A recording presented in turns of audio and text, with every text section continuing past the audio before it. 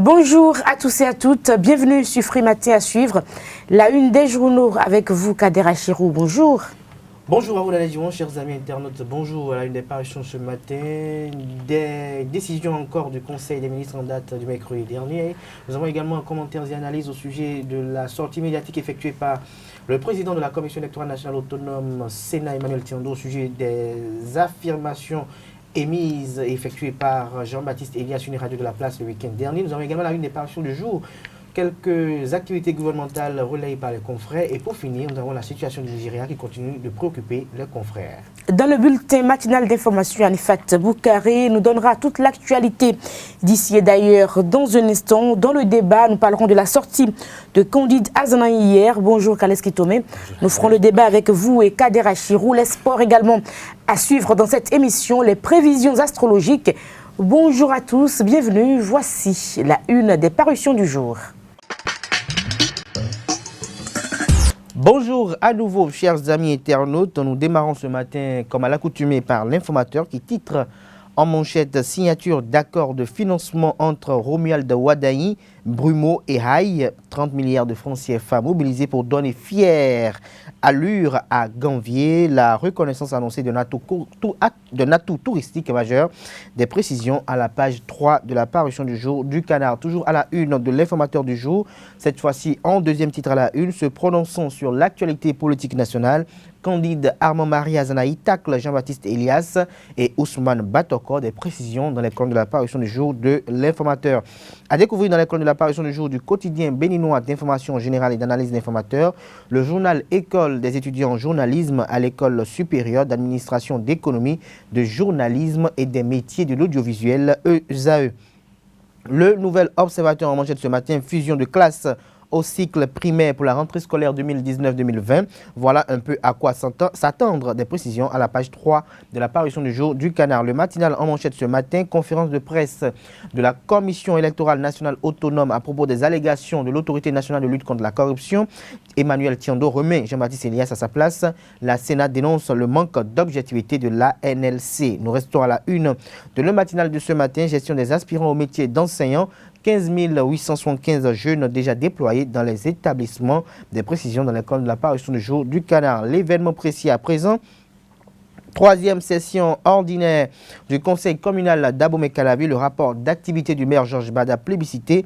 L'autorité municipale adhère à la campagne Je choisis de la plateforme TCI. Nous restons à la une de l'événement précis. Deuil en France, Jacques Chirac est mort. L'actualité à présent, réforme dans le secteur de la santé annonce-t-elle pour la satisfaction des Béninois.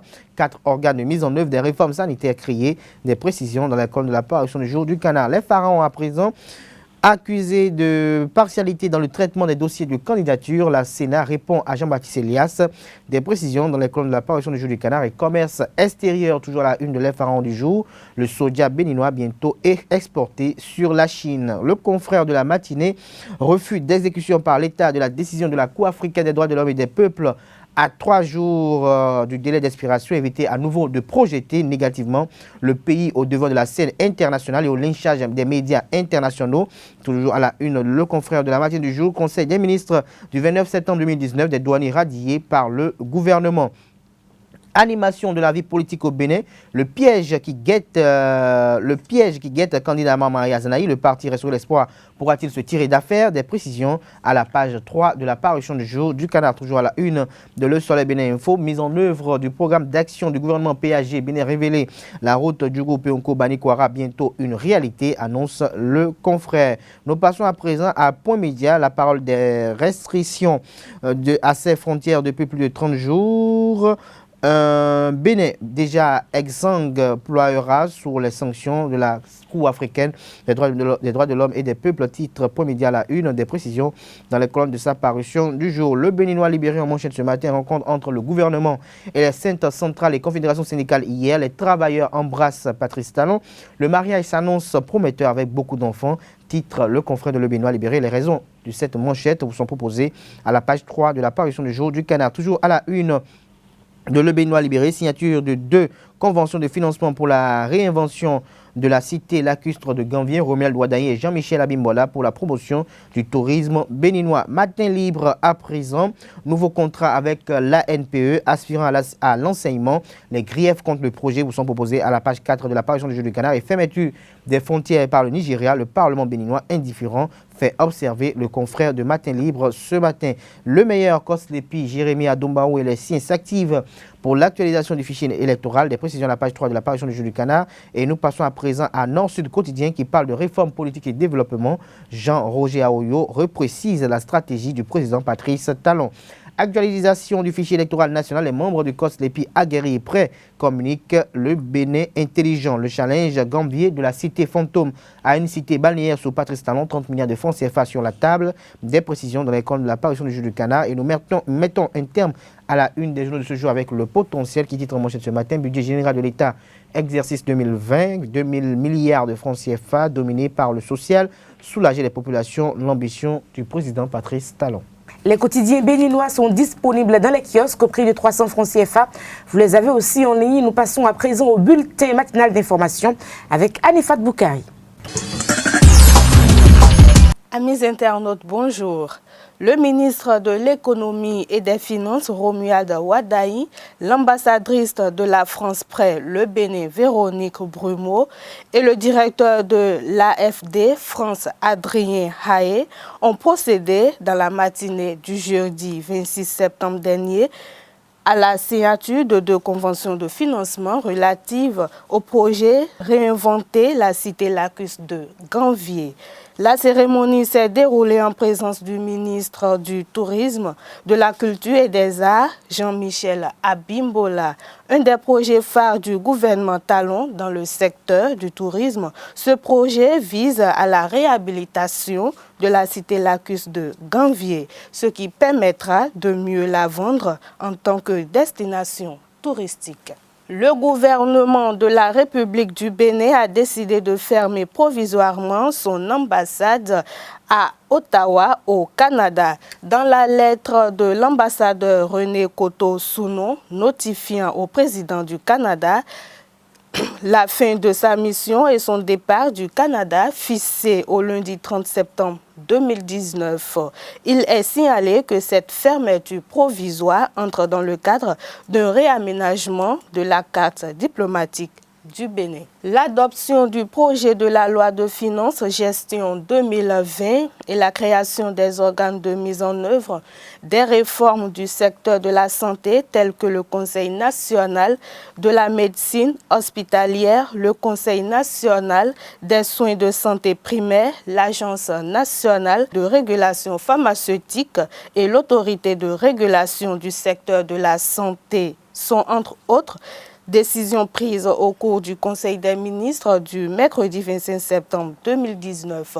Pour plus de précisions, je vous invite à suivre Alain Oronla, ministre de la Communication et de la Poste et porte-parole du gouvernement. Adoption du projet de loi de finances gestion 2020. Dans le respect des dispositions constitutionnelles et en vue de poursuivre harmonieusement la mise en œuvre du programme d'action du gouvernement, le Conseil a adopté la politique budgétaire de l'État pour la gestion 2020 ainsi que le projet de loi de finances qui en découle. Le dit projet est équilibré en ressources et en charges à 1 986 milliards 910 millions de francs CFA, soit une hausse de 109 milliards 367 millions de francs CFA, correspondant à un taux d'accroissement de 5,8% par rapport à l'exercice 2019. Ce projet de loi de finances gestion 2020 postule un taux de croissance de 7,6%, un déficit budgétaire de l'ordre de 1,8% du PIB en amélioration de 0,4% par rapport au niveau attendu à fin décembre 2019 et un taux d'inflation maîtrisé. Enfin, le projet de budget résulte d'une démarche participative et consacre une amélioration notable des ressources destinées aux actions à sensibilité sociale. Ce faisant, le gouvernement donne une preuve supplémentaire de son souci d'assurer la répartition équitable des fruits de la croissance économique. C'est pourquoi il a adopté le décret transmettant le dit projet de budget à l'Assemblée nationale pour étude et adoption. Création des organes de mise en œuvre des réformes du secteur de la santé. Les réformes du secteur de la santé sont d'une nécessité absolue aux fins de corriger les dysfonctionnements graves qui impactent ses performances. Pour y parvenir, le gouvernement a mis en place une commission technique ad hoc. Au terme de ces travaux, la commission a fait plusieurs recommandations au plan institutionnel, au nombre desquelles la création du Conseil national de la médecine hospitalière et du Conseil national des soins de santé primaires. Le premier aura pour mission, entre autres, de fixer les normes et protocoles du domaine, les politiques et stratégies sanitaires nationales, puis de veiller à leur application. Quant au second, il sera chargé, en matière de soins de santé primaire, d'élaborer les politiques et stratégies sanitaires nationales, de proposer les améliorations nécessaires à la réglementation, puis d'assurer le suivi de leur mise en œuvre. Par ailleurs, et dans la même dynamique, conformément à l'orientation suggérée par la commission chargée de proposer des réformes pour le secteur pharmaceutique, il est créé l'Agence nationale de régulation pharmaceutique. Elle sera chargée de mettre en œuvre la politique nationale en matière de pharmacie et de produits de santé. Elle remplace l'actuelle direction de la pharmacie, du médicament et des explorations diagnostiques et aura, entre autres attributions, le contrôle du secteur pharmaceutique et l'application de la réglementation dans les domaines relevant de sa compétence.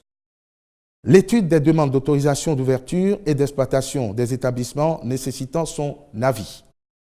La délivrance des autorisations de mise en service et de commercialisation des produits de santé. Enfin, le Conseil a marqué son accord pour la création de l'autorité de régulation du secteur de la santé. Elle a pour mission essentielle de garantir l'accès des citoyens à la santé. À cet effet, elle se prononce sur toute question relative au secteur, en particulier les orientations politiques, stratégiques et institutionnelles. Dans la même logique, elle est notamment chargée de veiller à une offre de soins de qualité sur toute l'étendue du territoire national, définir les normes de qualité pour le secteur de la santé, conduire le processus d'accréditation des praticiens médicaux et paramédicaux, conduire le processus de certification des établissements sanitaires et assurer leur suivi, veiller au respect des pratiques médicales et paramédicales validées et émettre un avis conforme pour la prise des actes de déploiement et de redéploiement du personnel public du secteur de la santé, à l'exception du personnel du niveau central. En adoptant ces textes réglementaires, le Conseil entend faire procéder diligemment à l'installation des divers organes et veiller à leur fonctionnement optimal. Le lancement du Festival ZA a été effectif dans la soirée du mercredi 25 septembre 2019 à la place des Martyrs de Cotonou. Ce festival, qui est à sa 4e édition, a présenté comme particularité cette année plusieurs innovations avec notamment la participation de 5 pays. L'objectif visé par le festival ZA est de faire découvrir la cuisine béninoise aux autres cultures. Pour en savoir sur les innovations de cette édition, suivons Gloria Kwesi Govor, promotrice du dit festival. Elle est au micro de nos reporters. Cette édition a tout de nouveau. Déjà parce que c'est une édition carrément, une édition du nouveau départ, on va dire. Parce qu'il a été, le concept a été revu, le contenu aussi. La preuve, cette année, vous avez des chefs étrangers, des chefs cuisiniers et pâtissiers du Bénin et d'ailleurs, autour de l'événement. Les années précédentes, ce n'était pas ça. Nous avons décidé, à partir de cette année, d'ouvrir le champ pour pouvoir avoir plus accès aux différentes opportunités qui s'offriront à nous dans le cadre de la promotion de notre cuisine. Déjà, nous faisons ce que nous pouvons déjà à travers cette fois qu'on organise, ce festival qu'on organise, en regroupant les restaurateurs, en regroupant ceux-là même qui sont les professionnels du métier autour de la chose. Et l'objectif, c'est quoi? C'est de présenter nos mets qu'on a eu à goûter autrefois et qu'on ne trouve plus aujourd'hui. Ces mets-là auxquels nous n'avons plus accès. Il y en a, on peut en citer. C'est pour faire revenir ces mets. Ce soir, à l'ouverture, des dégustations seront faites. Et vous allez constater que c'est des mets, peut-être que vous ne connaissez pas, mais qui ont été revisités et adaptés à tous les palais. Aujourd'hui, les jeunes font beaucoup d'efforts. Beaucoup d'efforts se font dans le secteur de l'agroalimentaire. Vous allez voir des innovations, les tomates concentrées, venues d'ailleurs qu'on consomme.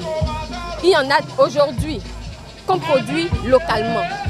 Il y a des piments, de la farine de piment modernisée, adaptée à des palais. Il y a beaucoup de choses en fait que les jeunes font aujourd'hui qui quand même participent à la promotion de la cuisine, à la promotion du consommation local. Ce que nous allons faire, nous, Béninois, pour encourager ces jeunes-là, c'est quand même de consommer ce qui est produit dans notre pays. Je pense quand même qu'aucun pays ne peut se développer juste en se basant sur ce qui vient d'ailleurs.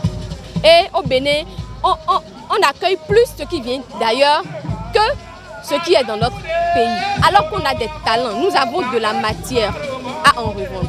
Moi, j'ai envie, dans 2, 3 ans, 4 ans, qu'on dise, voilà, il y a un mets du Bénin inscrit sur la liste du patrimoine immatériel de l'UNESCO. Moi, c'est mon souhait et mon appel va droit aux autorités du Bénin. La gastronomie, on peut beaucoup faire avec. Vous ne pouvez pas parler tourisme aujourd'hui sans parler gastronomie. On ne peut pas ramener des étrangers et leur offrir encore ce qu'ils ont l'habitude de manger chez eux. Ce sera un péché. Fin de ce bulletin matinal. Merci de m'avoir suivi. Rendez-vous 19h pour la grande édition. À retrouver Alifat Boukari donc pour la grande édition du journal ce soir à 19h sur Zawi TV. Place au débat. Nous parlons donc de la sortie médiatique de Candide Azanahi. C'était hier, Carles Kitomé. Oui, tout à fait. J'ai eu écho de la sortie de Candide Azanahi, mais ce n'est pas une actualité à laquelle je me suis vraiment accroché. Donc, il me serait difficile d'entrer, de me prononcer tout de suite sur cette actualité. Je me réfère juste à une référence qui dit que savoir que l'on ne sait pas, c'est des esprits supérieurs. Donc, pour ne pas dire ce qui ne convient pas en ces lieux, je préfère que vis-à-vis puisse quand même nous mettre Carles Kitomé, vous êtes donc, je dis encore, Kader Achirou, vous êtes journaliste, chroniqueur politique. Est-ce qu'on peut avoir un point donc de la sortie médiatique de Candide Azanahi hier pour les personnes qui n'ont pas pu suivre cette grande actualité du pays? Je crois que Candide Azanahi est monté au créneau hier devant ces militantes et militants pour essayer un tant soit peu d'exposer un peu, je dirais, la démarche dans laquelle s'inscrit le parti pour l'obtention du sésame qui devra lui permettre d'être désormais parti politique au Bénin avec les nouveaux standards. Dans la même occasion également, candidat Marie Azanahi a essayé de commenter un peu l'actualité politique nationale. Il s'en est pris, comme l'a tété derrière les confrères, au président Jean-Baptiste Lespa pour ce qu'il a eu à dire et à Ousmane Batoko. Dans la même foulée également, candidat Azanahi a eu à exprimer un peu ce qui a pu être les points de discordance entre sa formation politique et Restaurer l'Espoir et les autres que sont Union sociale libérale et Force Corripon et Bénin émergent. On peut dire que ce qui a été dit était quand même pour la plupart des choses qui étaient connues de tous parce que nous savons que Restaurer l'Espoir et Force Corripon et Bénin émergent ne sont pas véritablement nous de la société maintenant. C'est vrai qu'on a eu à voir des photos de réconciliation entre Candide Azanahi et Boniaï. On a eu à voir, collaborer lors de certaines activités, mais nous avons eu à entendre par exemple Théophile Yarou lors d'une sortie médiatique qui disait qu'il y en a qui ne sont là que pour des discours, mais qui ne sont pas là pour des actions au sein des formations politiques de l'opposition. Et donc, c'est à ce niveau qu'on peut comprendre aussi qu'il était de bon ton que Candide Azanahi aussi puisse apporter à ses militants sa part de vérité, pourquoi le parti a des difficultés, je dirais, à harmoniser ces combats avec ceux des autres formations politiques de l'opposition. Je crois que ce qui a été mis paraît logique pour toute analyse politique parce que on peut se dire qu'ils ne peuvent pas rester ensemble du moment où les raisons motives de leur opposition pour pouvoir en place sont diverses. L'Union sociale libérale s'oppose à Patrice Talon pour des raisons qui sont propres à elle-même, comme lesquelles le pouvoir a été conquis ensemble, mais ne s'exerce pas de la façon dont nous avons voulu, comme quoi les ministres qu'on nous avait promis, les ministères promis n'ont pas été respectés, le nombre n'a pas été respecté, les directions étatiques promises n'ont pas été respectées.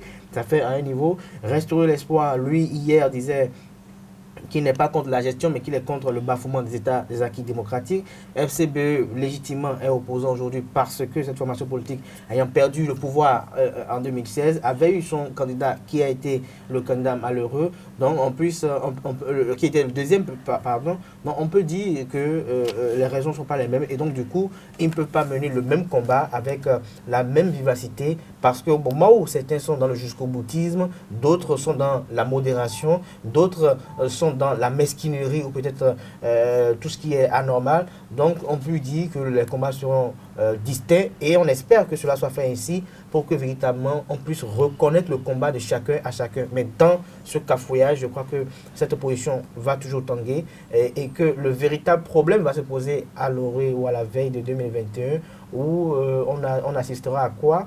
FCBE voudra proposer un candidat pour la présidentielle. L'Union sociale libérale, ce qui est déjà prévisible, Sébastien Djamil-Ajavon dira qui va être candidat ou qui va proposer quelqu'un pour sa formation politique.